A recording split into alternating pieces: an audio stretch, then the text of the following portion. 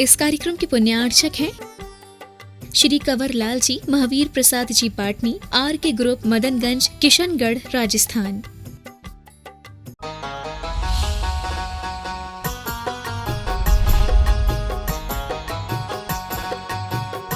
प्रभवानंदन नंदितं निष्ठितार्थमजं नौमि परमात्मानमव्ययम्।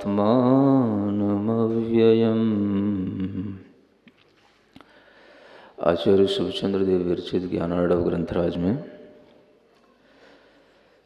कसायों की शांति के लिए समभाव का, शांत भाव का आलम्बन लेने को कहा गया था।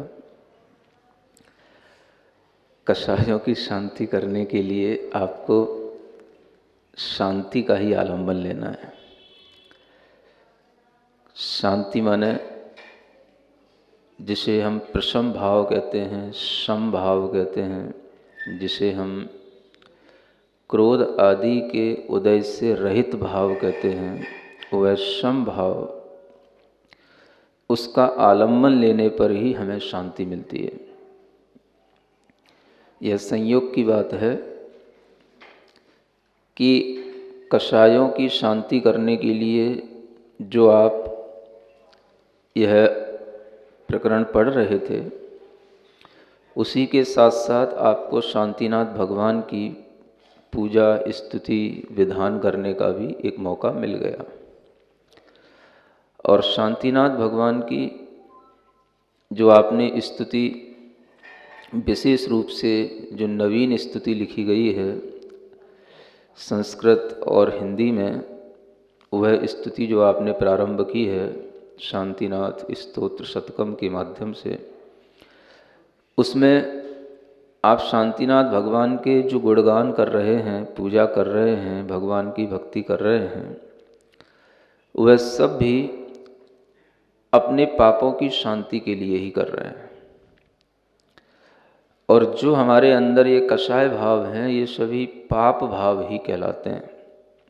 इन्हें पाप के रूप में बहुत कम लोग समझते हैं। जब भी हमसे पूछा जाता है पाप कितने होते हैं, तो हम कहते हैं पाप 5 होते हैं: हिंसा, झूठ, चोरी, कुशील और परिग्रह। कभी आपने ये कहते हुए सुना किसी को कि पाप 5 के अलावा और भी बहुत से होते हैं? कसाय करना भी पाप होता है, क्रोध आदि कसाय भी पाप रूप हैं। ये भाव जब तक भीतर से हमारे लिए पाप के रूप में, स्वीकारता के रूप में नहीं आता कि क्रोध, कषाय आदि ये भाव भी पाप भाव हैं, तब तक हम भगवान की भक्ति से कभी भी अपने अंदर के पाप की शांति कर नहीं सकते। तो जैसे जैसे व्यक्ति अपनी वृत्तियों को समझता चला जाता है, जैसे जैसे उसे शास्त्रों का अध्ययन होता चला जाता है, वह धीरे धीरे समझने लगता है कि पाप केवल इन बाहरी वृत्तियों का नाम ही नहीं है। भीतर से जो कसाय हैं, जिनसे हम अपने आप को दुखी करते हैं, पीड़ित करते हैं, ये भी पाप भाव कहलाते हैं। इसी पाप की शांति करने के लिए, इन कसायों की शांति करने के लिए हमें तीर्थंकर के चरणों का आलम्बन लेना होता है। चूँकि तीर्थंकरों ने अपने सभी पापों की शांति कर ली है, कसायों का अभाव कर लिया है, इसलिए यदि हम उनका गुणगान करते हैं, उनकी स्तुति, पूजा इत्यादि करते हैं, तो हमारे अंदर भी एक शांति का भाव अपने आप पैदा होता है। जब हम शांतिनाथ भगवान की विशेष रूप से स्तुति का भाव देखते हैं, तो जैसा कि ये नाम ही है शांतिनाथ, तो नाम में ही इतनी पावर होती है कि उस नाम के प्रभाव से भी हमारे अंदर एक शांति का भाव उत्पन्न हो जाता है। क्रांतियाँ क्रोध आदि के विषय में सभी के अंदर रहती हैं, लेकिन शांति को प्राप्त करने के लिए हमारे अंदर जो ज्ञान आना चाहिए, वो ज्ञान भगवान की स्तुति से आता है, भगवान की पूजा करने से आता है। और जो विशेष विशेष स्तुतियाँ कुछ जो आचार्यों ने लिखी हैं, अगर हम उन स्थितियों को भी पढ़ते हैं, उनका भी हम अर्थ समझ कर के भगवान की भक्ति में अपना मन लगाते हैं, तो हमारे कषायों की शांति होती है। ज्ञानार्णव में उपदेश दिया गया कि आप शांत भावों का आलंबन लें, सम भावों के माध्यम से अपनी कषायों को जीत लें। लेकिन सम भाव का आलंबन कैसे लें, कैसे हम अपने अंदर के शांति भाव को बढ़ाएं? तो उसके लिए ये प्रक्रिया आपके सामने ला रहा हूं कि आप शांतिनाथ भगवान की स्तुति करें। जिन्होंने अपने अंदर शांति प्राप्त की है, उन शांतिनाथ भगवान की स्तुति से ही आपके अंदर के पापों की शांति होगी, कषायों की शांति होगी। इसलिए भगवान की स्तुति करने का अपने मन के अंदर एक अच्छा पवित्र भाव हमेशा बना करके रखना चाहिए। कुछ स्तुतियाँ जो पूर्व आचार्यों ने लिखी हुई हैं और जिन्हें सभी साधु जन पढ़ते हैं, व्रती जन पढ़ते हैं, आर्यिकाएँ भी पढ़ती हैं, मुनि महाराज भी पढ़ते हैं, वह स्तुतियों के भावों से हम अपने अंदर उस उत्कृष्ट शांति भाव को प्राप्त कर सकते हैं जिस उद्देश्य से वो स्तुतियाँ रची गई हैं। एक छंद आपको पहले भी पढ़ करके बताया था। आपके सामने हम यही चाहते हैं कि जिस तरह से आपने उपदेश सुना है कि हमें शांति प्राप्त करने के लिए शांति का अवलंबन चाहिए, कषायों को नष्ट करने के लिए शांत भाव चाहिए, हम चाहते हैं कि आप प्रैक्टिकल करें। शांति की उपासना करने के लिए शांतिनाथ भगवान की स्तुति करें, अन्यथा शांति देवी आपके अंदर कैसे आएगी? क्रोध रूपी राक्षस तो मुंह बाए खड़ा हुआ है और शांति देवी आपके पास में है नहीं। किसी का नाम तो नहीं है ना? वो देवी से भी कुछ काम होएगा नहीं जो नाम वाली देवी होगी। जब तक आपके अंदर वह शांति का भाव नहीं आएगा शांतिनाथ भगवान की स्तुति करने से, तब तक कोई भी देवी, कोई भी देवता शांत भाव में रह नहीं सकता और वो आपके लिए प्रसन्नता का कारण बन नहीं सकता। तो इसलिए यह उपक्रम एक प्रैक्टिकल रूप में चल रहा है कि हम शांतिनाथ भगवान के गुणों को देखते हुए उनकी स्तुति भी करें और समझें कि किस तरह से स्तुति करने में हमारे अंदर श्रद्धा बढ़ती है और हम उस स्तुति का लाभ उठा पाते हैं। तो ये शांति भक्ति आपके समक्ष है। इसका पहला छंद पढ़ करके, चूँकि पहले छंद का अर्थ पहले बताया जा चुका है, फिर भी पहला छंद पढ़ करके दूसरा छंद पढ़ते हैं। न स्नेहात् शरणं प्रयान्ति भगवन् पादद्वयं ते प्रजा हेतुस्तत्र विचित्र दुःख निचयः संसार घोरार्णवः अत्यन्तस्फुरदुग्ररश्मिनिकर व्याकीर्ण भूमण्डलो ग्रैष्मः कारयतीन्दुपादसलिल छायानुरागं रविः। जब हम भगवान के चरणों में पहुँचते हैं तो हमारे मन में स्तुति के इन भावों से ये पता चलता है कि हम भगवान के पास में स्नेह से आए या अपने दुखों से दुखी होकर के आए। ये बताया था कि यहाँ पर तो आचार्य कह रहे हैं न स्नेहात् शरणं प्रयान्ति भगवन् पादद्वयं ते प्रजा। ये जो प्रजा है ये आपके चरणों में स्नेह से नहीं आई है। आचार्य महाराज ने तो क्या कह दिया? स्नेह से नहीं आई है। तो हमें ये सोचना है कि अगर आचार्य महाराज कह रहे हैं स्नेह से नहीं आई है तो वो दूसरी प्रजा होगी या प्रजा जो सामान्य रूप से एक ही भाव में रहती है उस प्रजा के लिए इंगित किया है। लेकिन हम तो भगवान के विशिष्ट भक्त हैं, हम भगवान की भक्ति करेंगे तो हे भगवान हम तो आपके स्नेह से ही आए हैं। सुन रहे? पढ़ेंगे तो यही कि न स्नेहात् शरणं प्रयान्ति भगवान, मतलब आप उस समय पर ये सोच के पढ़ेंगे बाकी के जो लोग हैं ये सब भगवान कोई स्नेह से नहीं आए, लेकिन हम आपके स्नेह से आए। इस तरीके से स्तुति का अर्थ समझना है। समझ आ रहा है? ये कोई नहीं जानता। यूं का यूं ही पढ़ोगे और भगवान के सामने ही पढ़ के सुना दोगे तो कुछ नहीं होगा। लेकिन ये भाव से पढ़ोगे कि देखो भगवान दुनिया में सब जितने भी लोग आपके पास आते हैं, पूजा करते हैं, ये कोई भी आपसे स्नेह नहीं रखते, लेकिन भगवान मैं तो आपके पास स्नेह से आया हूं। हेतुस्तत्र विचित्र दुख निचयः, क्यों नहीं आते स्नेह से? क्योंकि ये तो विचित्र दुखों का जो समूह है वही इनके लिए हेतु बना हुआ है, कारण बना हुआ है। यानी ये दुख से दुखी होते हैं तब शांति पाने के लिए आपके पास में आते हैं, मतलब अपने दुख का इलाज करने के लिए आते हैं। उन्हें ये आपसे अनुराग नहीं है कि आप शांतिनाथ भगवान हैं, आप इतने बड़े तीर्थंकर हैं, आप चक्रवर्ती थे, आपने 6 खंड का राज्य त्याग करके आपने आत्मा की उन्नति के लिए कर्मों की निर्जरा की और आपने अपनी ही आत्मिक स्वाभाविक शांति को प्राप्त किया। इस हेतु से कोई स्नेह करके आपके पास नहीं आता। सब किस लिए आते हैं? चलो बहुत दुखी हो गए हैं, भगवान के मंदिर चलते हैं। बहुत भीतर से कसाई की अग्नि जल रही है, चलो थोड़ी भगवान के पास बैठेंगे, शांति मिलेगी। सुन रहे? तो इस तरह से सोच करके ये संसार घोराडवह, माने संसार का ये घोर समुद्र है, उसमें बस दुखों का ही समूह है और तो कुछ है नहीं। इसलिए ये प्रजा आपके पास में स्नेह से नहीं आती, केवल अपने दुखों से तप्त होकर के आती है। जैसे कि उदाहरण देकर के बताया गया, अत्यंत स्फुरत उग्र रश्मि निकर व्याकीर्ण भूमंडलो। भूमंडल माने ये जो पृथ्वी तल है, पृथ्वी मंडल है, जब ये अत्यंत स्फुरायमान उग्र रश्मियों वाले रवि की किरणों से ये पूरा का पूरा व्याप्त हो जाता है, आक्रांत हो जाता है, तो यहाँ पर लोग क्या करते हैं? उस ग्रीष्म के कारण से इंदुपाद सलिल, इंदुपाद माने चंद्रमा की किरणों का आश्रय लेते हैं, सलिल माने जल का आश्रय लेते हैं, और फिर छाया का आश्रय लेते हैं। इसलिए उन्हें इन चीज़ों से जो अनुराग उत्पन्न होता है, यह अनुराग तो रवि के कारण से उत्पन्न हो रहा है, जो रवि ग्रीष्म को उत्पन्न कर रहा है।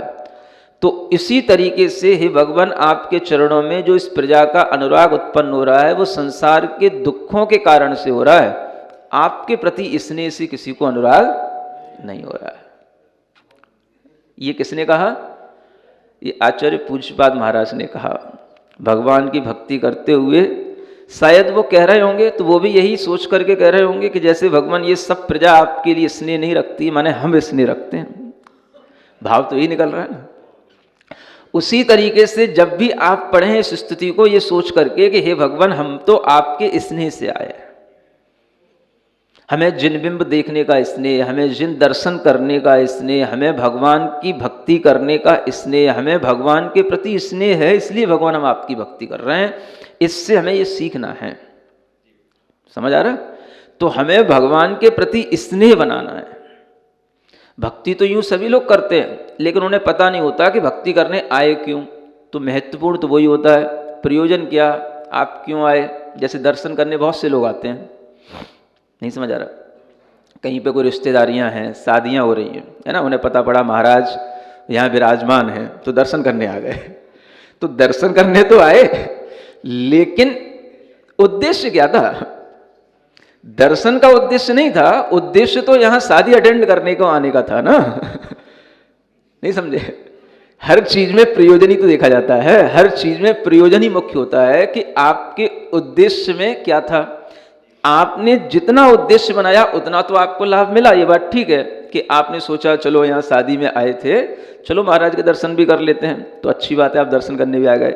लेकिन आप कहीं बहुत दूर से महाराज के दर्शन करने के लिए आए हैं या केवल शादी अटेंड करने आए हैं, जो आपका वहां से प्रयोजन चल के आ रहा है, उस प्रयोजन से ही आपको अंदर ये भाव देखने में आएगा कि आपका अनुराग किस ओर है ना। कभी ऐसा भी होता है कि चलो महाराज के दर्शन करने चलते हैं, शादी भी अटेंड हो जाएगी। नहीं, देखो काम तो दोनों होने हैं। मान लो आपके मन में भाव आगे वाला कौन सा और पीछे वाला कौन सा, बस इस पर निर्भर करेगा। समझ आ रहा है? और जो आगे वाला भाव होगा उसी के अनुसार आपको पुण्य भाव मिलेगा। तो आपने अगर ये मन बनाया कि चलो शादी में चलते हैं, महाराज के भी दर्शन हो जाएंगे, तो ये भाव पीछे का हो गया, महाराज के दर्शन वाला, है ना। और अगर काम तो आपको उसी स्थान पर दोनों करने हैं, लेकिन भाव की बात है, और आपके मन में ये भाव आता नहीं हम महाराज के दर्शन करने आ रहे हैं, शादी भी हो जाएगी, उसको भी अटेंड कर लेंगे, काम तो वही है। आप शादी भी अटेंड कर रहे हो, महाराज के दर्शन भी कर रहे हो, लेकिन एटीट्यूड में जो एक अंतर आ रहा है वो किस बात का, कि आप प्रेफरेंस किसको दे रहे हो, आपके लिए इंपॉर्टेंस किस चीज की है, आप किस चीज को आगे लेकर के चल रहे हो, और जिस चीज को आगे लेकर के चलोगे उसी के अनुसार आपके अंदर उस अनुराग के कारण से वैसा ही पुण्य या पाप अर्जित होगा। आप अपने घर से बहुत दूर से शादी के लिए यहां तक आए, भाव क्या था, विवाह में आना है, विवाह कार्यक्रम में सम्मिलित होना है, हमारे रिश्तेदार हैं, तो ये विवाह का कार्य, ये संसार का कार्य, ये तो आपके लिए राग के साथ में ये भी चल रहा है, तो ये जो राग है, ये राग तो आपके लिए पाप बंध का कारण बना। फिर उसमें आपने थोड़ा सा पुण्य कर लिया, चलो महाराज के दर्शन भी कर लिए, है ना। अब वहीं पर आप पहले ये भाव लेकर के आते कि हम महाराज के दर्शन करने आ रहे हैं, तो ये राग किससे, महाराज से, ये राग आपके लिए पुण्य का कारण बनता है। और फिर आप उसमें थोड़ा सा पाप करने के लिए वो वाला भी राग कर लेते, चलो थोड़ी सी शादी भी अटेंड कराते हैं, दोनों काम हो गए। ये सिर्फ गणित है। जो व्यक्ति पाप पुण्य का गणित जानता है वो अपने भावों के गणित को लगा करके अपने लिए उसी स्थिति में, उसी कंडीशन में, उन्हीं कार्यों में अपने पुण्य को बढ़ा सकता है। ये सिर्फ गणित लगाना आना चाहिए, आपको मैं बता रहा हूं, समझ आ रहा है। और काम वही होना है, टाइम उतना ही लगना है, इससे कोई मैटर नहीं है। जैसे मान लो आप वहां से आए तो पहले आप यहीं पे आए, ये कोई जरूरी नहीं है। आप रिश्तेदार के घर पे ही पहुंचे, वहीं उतरे, वहीं पर खाएं पिए, वहीं पर फ्रेश हो, लेकिन आपके उद्देश्य में क्या था, पहले महाराज के दर्शन करके आते हैं, है ना। फिर शादी का टाइम तो शाम को होगा, रात को होगा, 1-2 घंटे अटेंड कर लेंगे, ऐसा मन में सोच करके। ज्यादा टाइम कहां देना, यहां देना। अगर ऐसा मन में विचार कर लोगे तो क्या होगा, आपको पुण्य का बंध अधिक होगा और आपके लिए ये समझ में आएगा कि आपको थोड़ा इन कार्यों से, संसार के कार्यों से विरक्ति है ना। उसमें जो हमारी जो इंटेलिजेंसी है वो थोड़ी सी कम है। ये आपके अंदर की वृत्ति अगर होगी तो संसार से दूर हटने पर आपके अंदर यह पुण्य भाव आएगा। तो हमें हर जगह पर इसी तरीके की वृत्तियां अपनानी चाहिए। एक समझदार श्रावक को जो किसी भी निमित्त से कहीं भी बाहर जाता है ना, व्यापार के निमित्त से जाता है, साधुओं के दर्शन भी करता है, तो वो ये सोच करके चले कि मुझे गुरु के दर्शन करने जाना है और उसके साथ में व्यापार का काम भी हो जाएगा। समझ आ रहा है। और एक ये सोचना है कि हमें व्यापार के निमित्त से जाना है, लौट के आएंगे गुरु के दर्शन कर लेंगे। तो थोड़ा सा अंतर जो आ गया एटीट्यूड में, यही आपके अंदर उस पुण्य की कमी लाएगा। काम वही होएगा। ये गणित है बहुत अच्छा, समझ में आ रहा है। तो आपको इस गणित के अनुसार ही अपने भावों को समझना, अपने भावों को उत्पन्न करना। इसलिए यहां पर कहा जा रहा है कि हम हमेशा अपने अंदर भगवान के प्रति, देवशास्त्र गुरु के प्रति अनुराग का भाव रखें। किसका भाव रखें, अनुराग का। उस अनुराग के माध्यम से ही आपको इस तरह की उपलब्धियां होंगी। और इस तरह से जब आप अपने अंदर भगवान के प्रति अनुराग रखेंगे तो आपके लिए जो पुण्य भाव आएगा वो भाव अच्छा होगा। उसी से आपके अंदर भगवान की भक्ति और आगे करने का मन बनेगा। ठीक है ना। तो अब दूसरा छंद पढ़ते हैं। क्रोधाशीर्विष दष्ट दुर्जय विष ज्वालावली विक्रमो। पढ़ो एक बार। क्रोधाशीर्विष दष्ट दुर्जय विष ज्वालावली विद्याभेषज मंत्र तो यह वनैर्याति प्रशांतिम यथा। विद्याभेषज याति प्रशांतिम यथा। तदवत्ते चररारुणाम्बुजयुगस्तोत्रोन्मुखानां नृणां। तदवत्ते स्तोत्रोन्मुखानां नृणां। विघ्नः कायविनायकाश्च सहसा शाम्यन्त्यहो विस्मयः। विघ्नः कायविनायकाश्च सहसा शाम्यन्त्यहो विस्मयः। देखो क्या कहते हैं, हे भगवान, जो आपकी स्नेह के कारण से स्तुति करते हैं उनके लिए स्तुति मात्र से ही विघ्ना, यानी अनेक तरह के जो विघ्न हैं वो दूर हो जाते हैं। विघ्न जानते हैं, आपके कार्यों में अनेक प्रकार के विघ्न पड़ते हैं, कार्य लंबे समय तक नहीं होते हैं।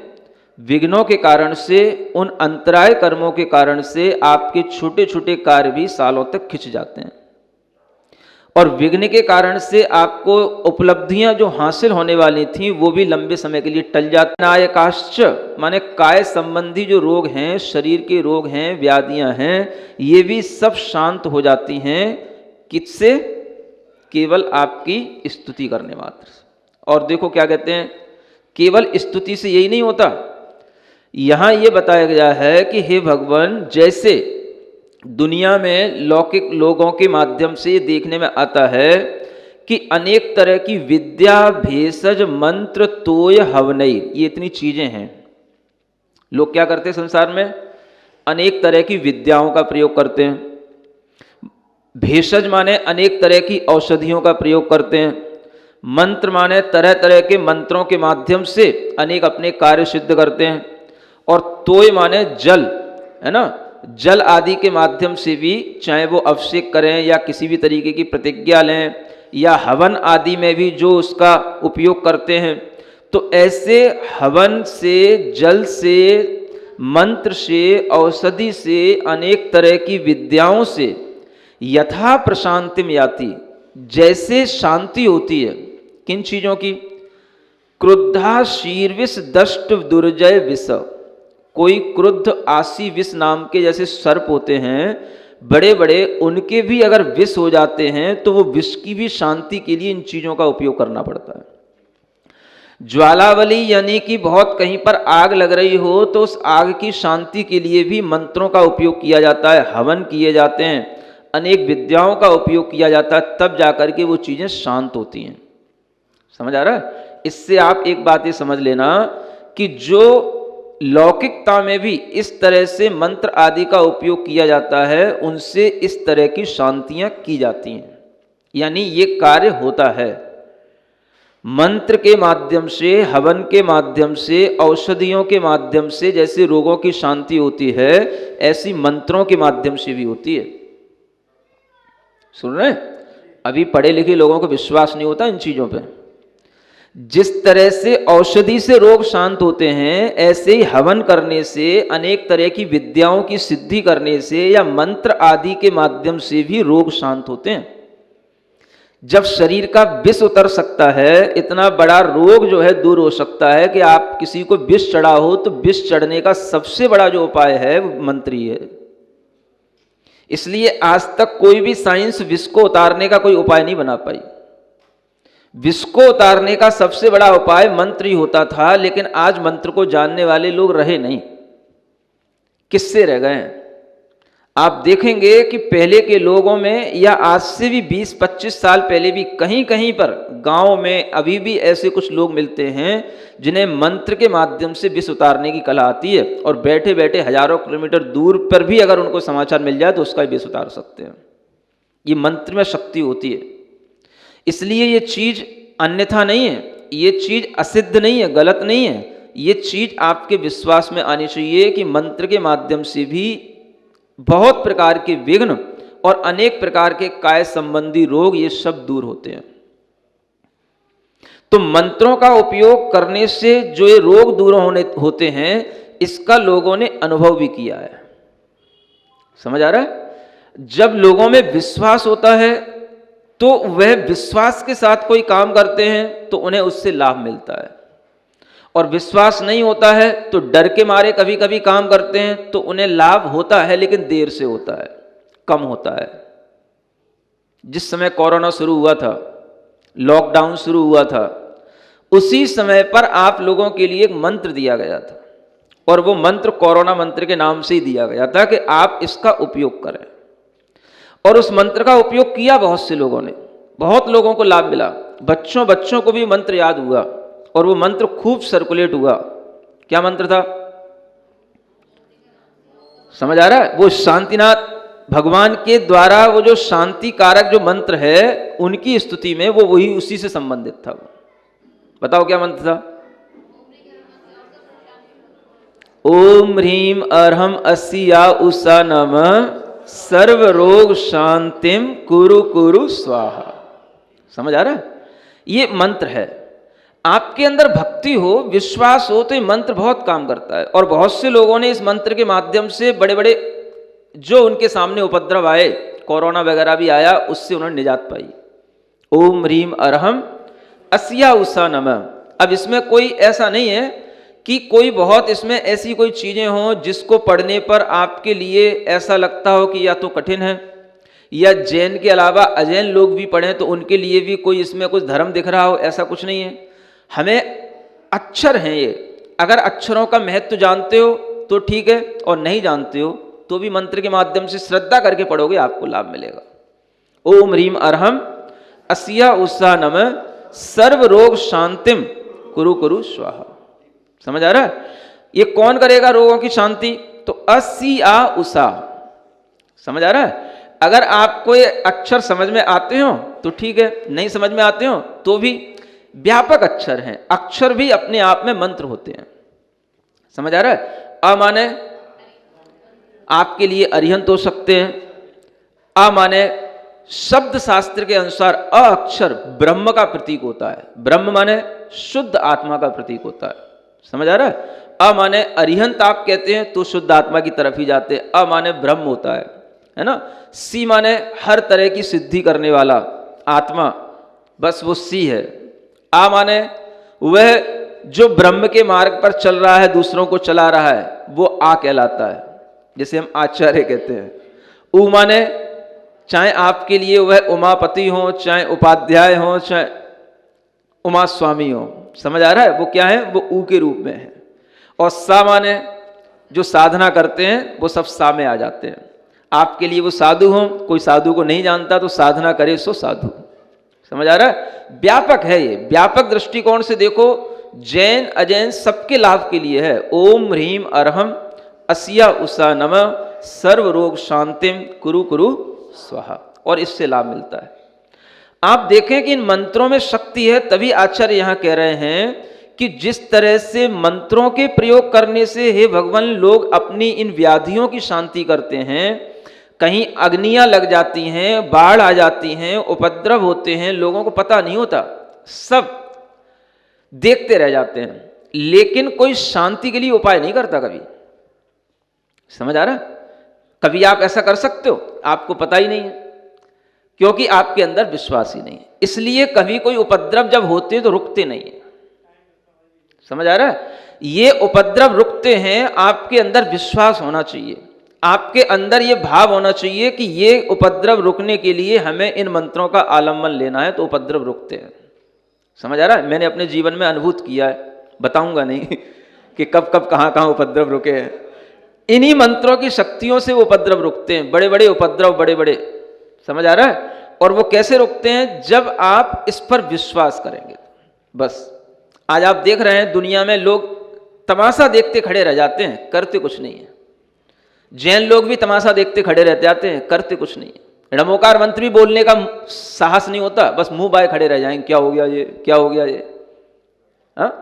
आपके अंदर किसी चीज पर विश्वास तो हो। आपने अपनी जिंदगी भर की पूजा से, आराधना से क्या पाया? किसी शब्द पर, किसी मंत्र पर अगर आपके अंदर विश्वास होगा तो उसी समय पर उस विश्वास से सब काम होता है, लेकिन लोगों में विश्वास नहीं रहता।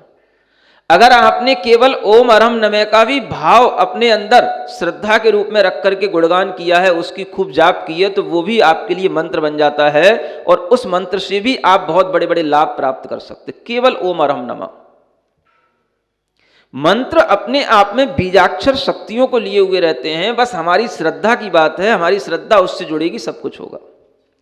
उसी तरीके से यहां आचार्य कह रहे हैं, भगवान जब कभी इस तरीके के उपद्रव हों, कोई विष का किसी के ऊपर कोई रोग चढ़ रहा हो, कोई विष चढ़ रहा हो, कहीं आग लग रही हो, कोई किसी का उपद्रव, प्राकृतिक आपदा का कोई पराक्रम दिखाई दे रहा हो, ये सब चीजें करने की भी जरूरत नहीं है। न किसी विद्या का आलम्बन लेना है, न कोई औषधि का प्रयोग करना है, न कोई मंत्र का प्रयोग करना है, न कोई हवन करना है। सब चीजें शांत हो जाती हैं किससे? चरणारूढ़ाम्बुज योगस स्तोत्रोन्मुखा नाम निर्णाम। क्या कहा? निर्णाम माने मनुष्यों के लिए उनके मुख से बस केवल आपकी स्तुति निकले। बस अगर उनके मुख से आपके स्तोत्र निकल रहे हैं, आपके चरण कमलों में बैठ करके वो आपकी स्तुति कर रहे हैं, तो उन्हें ये सब हवन करने की भी जरूरत नहीं है, मंत्र का कोई बहुत ज्यादा उपयोग करने की भी जरूरत नहीं। केवल आपकी स्तुति करने मात्र से ये सभी विघ्न दूर हो जाते हैं। सुन रहे? मतलब इन सब चीजों से भी बढ़कर के भगवान की स्तुति का प्रभाव यहां बताया है। स्तुति अपने आप में मंत्र होती है। स्तुतियां पढ़ने से ही मंत्र का काम हो जाता है। अगर आपको मंत्र के ऊपर विश्वास नहीं है तो आप स्तुति मात्र से भी अपने लिए बहुत बड़े बड़े लाभ पैदा कर सकते हैं। ये आपको सिर्फ विश्वास में आना चाहिए। शांतिनाथ भगवान आपके लिए केवल भगवान की कोई जरूरी नहीं कि कोई आकृति, कोई मूर्ति शांतिनाथ भगवान की ही सामने आए।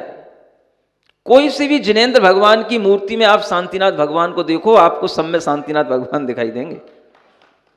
नहीं समझ में आ रहा? सभी शांतिनाथ भगवान ही।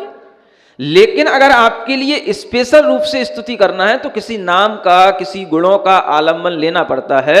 हमें अपना दिमाग एक जगह केंद्रित करना पड़ता है। इसलिए हम शांतिनाथ भगवान की बात कर रहे हैं कि अगर आपको अपने अंदर किसी भी तरह के विघ्न हैं, पाप है, कसाय हैं, उनको दूर करना है, ये स्तुतियों का आलम्बन लो और इसके माध्यम से भगवान की भक्ति में अपना मन लगाओ। आप देखोगे कि आपके लिए जो लाभ बहुत मुश्किल से होते थे वो लाभ आसानी से होने लगेंगे। समझ में आ रहा है? ये हमें तब होगा जब हमारे अंदर विश्वास हो। पहले भगवान के प्रति स्नेह बनाओ, अनुराग रखो, भगवान के गुणों के कारण से भगवान की स्तुति करो और अपने कोई भी दुखों के कारण से भगवान की स्तुति मत करो। समझ आ रहा है? अब देखो फिर वही बात आ जाएगी। आप कहोगे कि दुख हो रहे हैं तो हम भगवान के पास स्तुति करने बैठ जाएं। यहां यह कहा जा रहा है कि आप भगवान के अनुराग से भगवान की स्तुति करो, दुख अपने आप चले जाएंगे। लेकिन समस्या यह होती है कि जब तक आपके पास कोई दुख नहीं आता तब तक आपको भगवान की भक्ति भी याद नहीं आती, भगवान याद नहीं आते।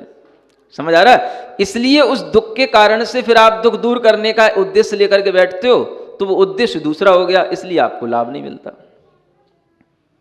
क्या किया जाए महाराज? फिर जब आप सुखी हो, जब आपके अंदर किसी भी प्रकार का दुख नहीं है अथवा दुख है भी, तो आप उस दुख को भूल जाओ। आपको सिर्फ भगवान के अनुराग का भाव बनाना है कि हमें भगवान की भक्ति का अनुराग रखना है।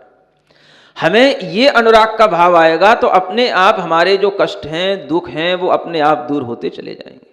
ये अच्छी विधि है और इस विधि का अनुपालन करने से ही हमें अपने आप जिनेंद्र भगवान के प्रति भक्ति होने से सम्यक दर्शन आदि के लाभ मिलते हैं। और जो अनंतानुबंधी कसाय हैं, अप्रत्याख्यान आदि जो कसाय हैं, जिन कसायों का क्षय और किन्हीं कारणों से नहीं हो सकता, वो सिर्फ और सिर्फ भगवान की स्तुति से होता है।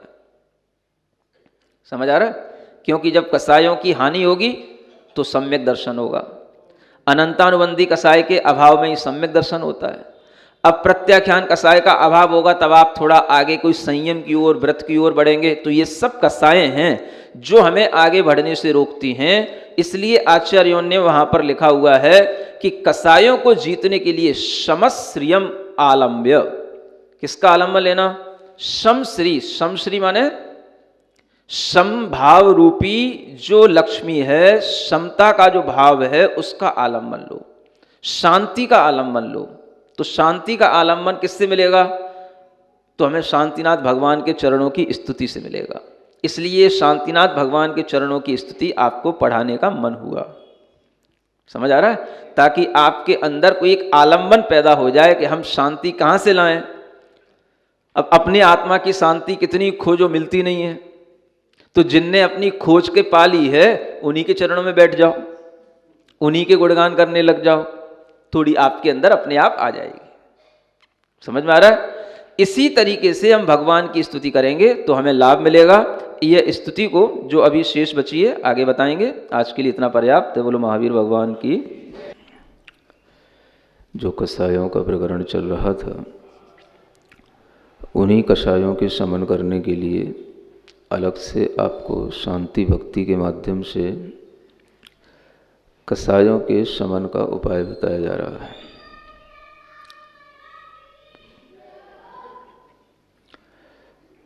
भगवान की भक्ति करने से जो कषायें उद्भूत होती हैं वो दब जाती हैं, और जो भीतर हमारे पुराने अनेक तरह के पाप, अनेक तरह के कसाय भाव बैठे रहते हैं, उनमें भी संक्रमण होने लग जाता है।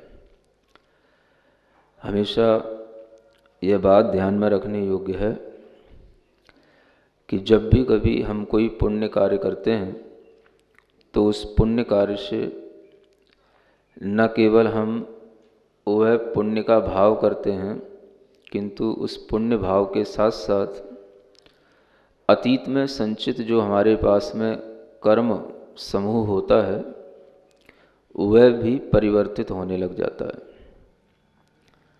क्योंकि जो वर्तमान में हम पुण्य बंद करते हैं वह पुण्य बंद हमारे भीतर तक पहुंचता है, और पहले से बैठे हुए जो हमारे पाप कर्मों की शक्तियां होती हैं उनको भी वह दबाने की कोशिश करता है। अगर वह पुण्य आपका अधिक है, तीव्र है, तो वह भीतर का पाप दब जाता है, उसकी शक्ति भी कमज़ोर पड़ जाती है, और वह फिर अपना जैसा फल देना चाहिए वैसा फल नहीं दे पाता है।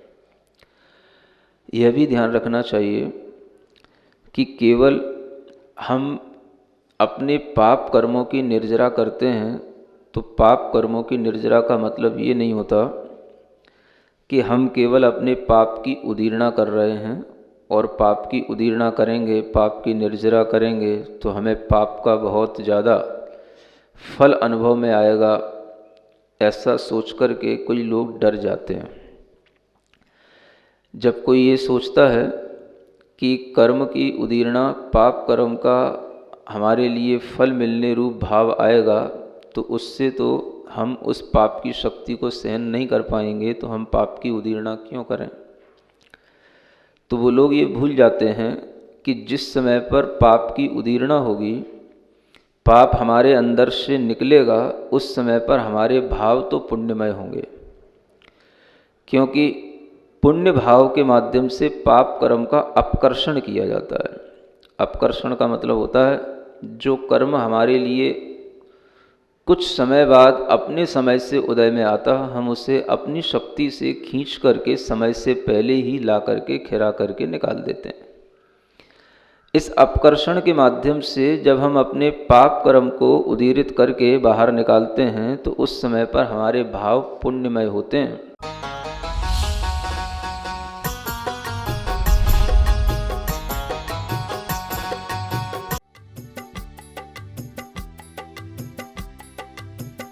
इस कार्यक्रम के पुण्यार्चक थे श्री कंवर लाल जी महावीर प्रसाद जी पाटनी, आर के ग्रुप, मदनगंज, किशनगढ़, राजस्थान।